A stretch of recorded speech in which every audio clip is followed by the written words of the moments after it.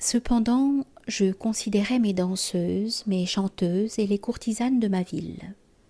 Elles se faisaient construire des litières d'argent, et quand elles se hasardaient à quelques promenades, elles étaient précédées d'émissaires qui se chargeaient d'annoncer leur passage afin que la foule se rassemblât.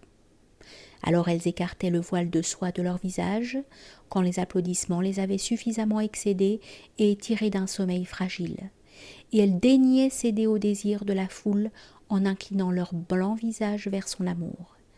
Elles souriaient modestement, tandis que les crieurs faisaient leur office avec zèle, car ils étaient fouettés le soir si la foule n'avait point forcé, par la tyrannie de son amour, la modestie de la danseuse. Elles se baignaient dans des baignoires d'or massif, et la foule était invitée à voir préparer le lait pour le bain. 100 ânesses se laissaient traire, et l'on ajoutait des aromates et du lait de fleurs, lequel était d'un grand prix, mais si discret qu'il ne donna plus de parfum.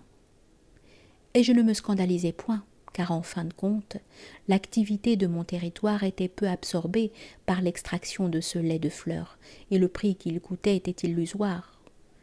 D'ailleurs, il était souhaitable que quelque part on célébrât l'objet précieux, car ce n'est point l'usage qui compte, mais la ferveur. Et peu importait, puisqu'il existait, qu'il embaumât ou non mes courtisanes.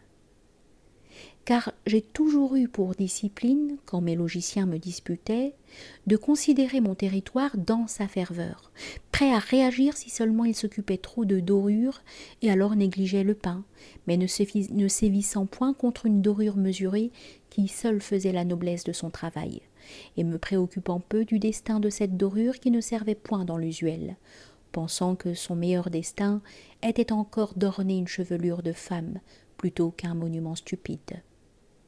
Car certes, tu peux dire du monument qu'il est propriété de la foule, mais une femme, si elle est belle, peut aussi être regardée, et la misère du monument, à moins d'être un temple pour Dieu, est que, chargé seulement de verser dans les yeux des hommes ses dorures, il n'a rien à recevoir des hommes.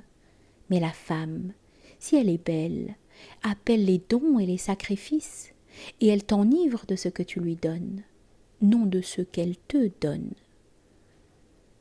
Donc elles prenaient leur bain dans ce lait de fleurs, et au moins devenaient image de la beauté, puis se nourrissaient de mets rares et ennuyeux, et une arête les faisait mourir.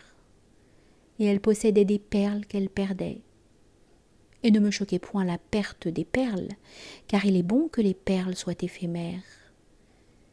Puis elles écoutaient les conteurs et se pâmant n'oubliant point de choisir pour leur chute un coussin qui s'ajustât gracieusement au coloris de leurs écharpes. De temps à autre aussi, elles s'offraient le luxe de l'amour, et elles vendaient leurs perles pour quelques jeunes soldats qu'elles promenaient par la ville et qu'elles désiraient le plus beau de tous, le plus éclatant, le plus gracieux, le plus viril.